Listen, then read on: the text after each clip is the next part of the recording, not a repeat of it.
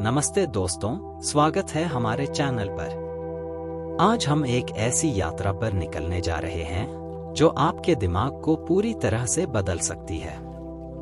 क्या आपने कभी सोचा है कि आपका दिमाग कैसे काम करता है? या फिर क्या आप अपने दिमाग की ताकत को और बढ़ा सकते हैं? जी हाँ, आज हम बात करेंगे एक ऐसी किताब की जो आपके दिमाग को ट्रांसफॉर्म करने के रहस्य खोलती है। यह किताब आपको सिखाएगी कि कैसे आप अपनी सोच, आदतें और जिंदगी को बेहतर बना सकते हैं। हमारा दिमाग एक सुपर कंप्यूटर की तरह है, लेकिन क्या आप जानते हैं कि इसे और तेज और स्मार्ट बनाया जा सकता है? इस वीडियो में हम आपको बताएंगे कि कैसे न्यूरोप्लास्टिसिटी यानी दिमाग की बदलने की क्षमता आपकी जिंदगी को नया आकार दे सकती है। तो तैयार हो जाइए, क्योंकि अगले कुछ मिनटों में हम आपको ऐसी जानकारी देंगे जो न सिर्फ आपके दिमाग को बल्कि आपकी पूरी जिंदगी को बदल सकती है। अगर आप इस सफर में हमारे साथ हैं तो वीडियो को लाइक करें, चैनल को सब्सक्राइब करें और बेल आइकन दबाना न भूलें ताकि आपको हमारे हर नए वीडियो की जानकारी मिले। चलिए शुरू करते हैं। दोस्तों, सबसे पहले बात करते हैं न्यूरोप्लास्टिसिटी की। न्यूरोप्लास्टिसिटी का मतलब है कि आपका दिमाग बदल सकता है, नई चीजें सीख सकता है और पुरानी आदतों को तोड़ सकता है।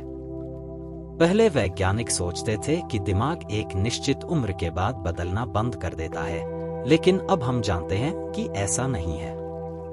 चाहे आप 20 साल के हों, 40 के या 60 के, आपका दिमाग हमेशा नई कनेक्शन बना सकता है।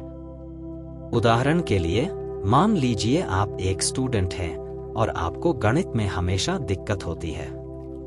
आप सोचते हैं, मैं तो गणित में कभी अच्छा नहीं हो सकता, लेकिन न्यूरोप्लास्टिसिटी कहती है कि अगर आप रोज थोड़ा थोड़ा अभ्यास करें तो आपका दिमाग नए न्यूरॉन्स बनाएगा और धीरे धीरे गणित आपके लिए आसान हो जाएगा।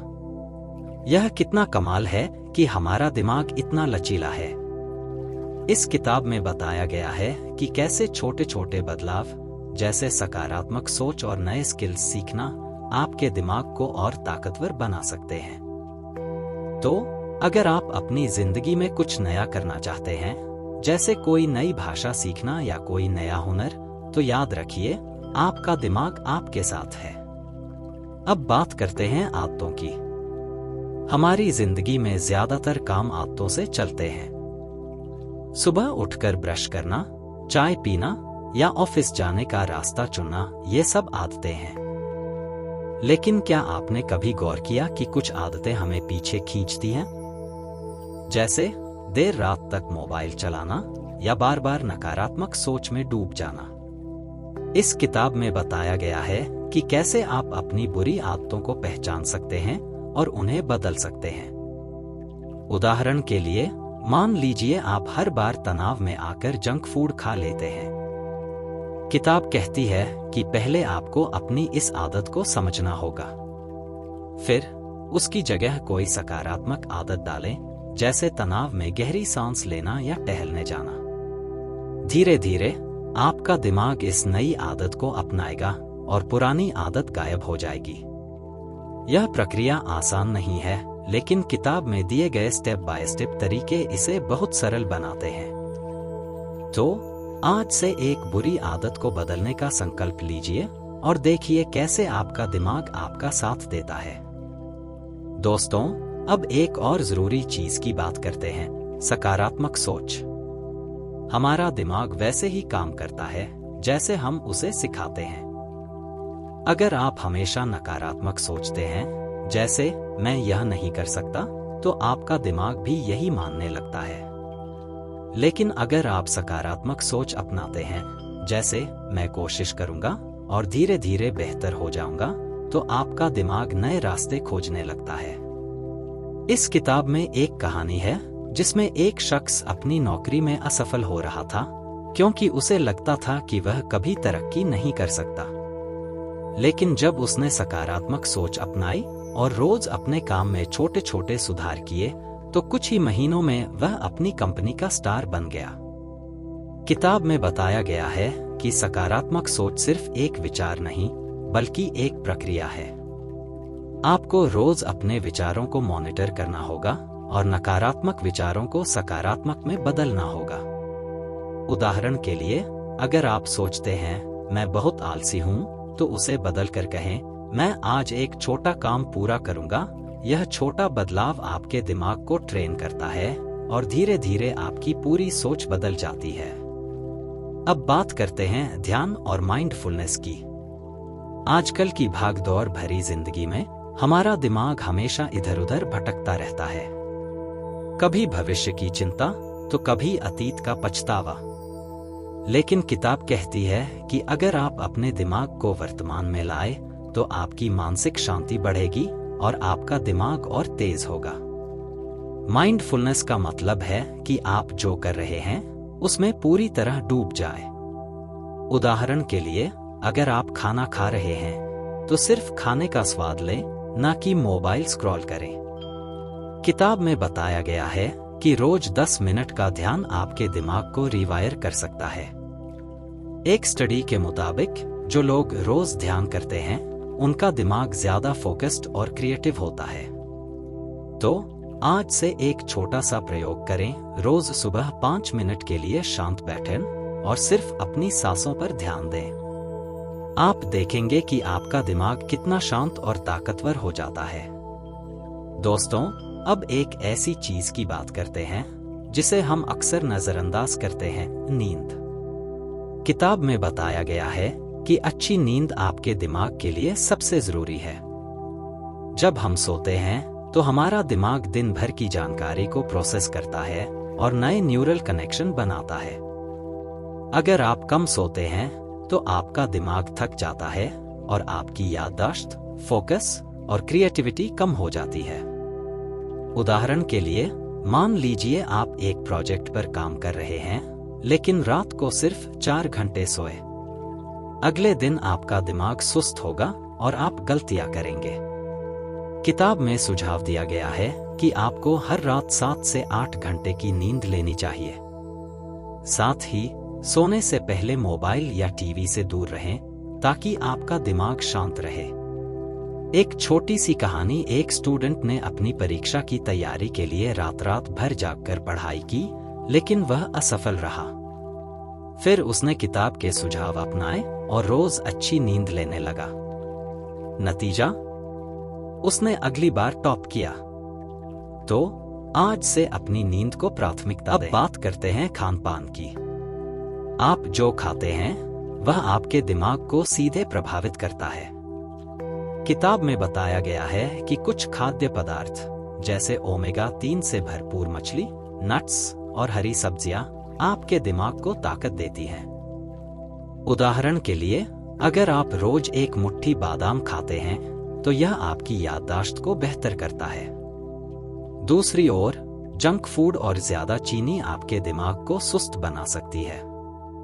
किताब में एक मजेदार कहानी है जिसमें एक शख्स ने अपनी डाइट में सिर्फ हेल्दी चीजें शामिल की और कुछ ही हफ्तों में उसका फोकस और एनर्जी लेवल बढ़ गया।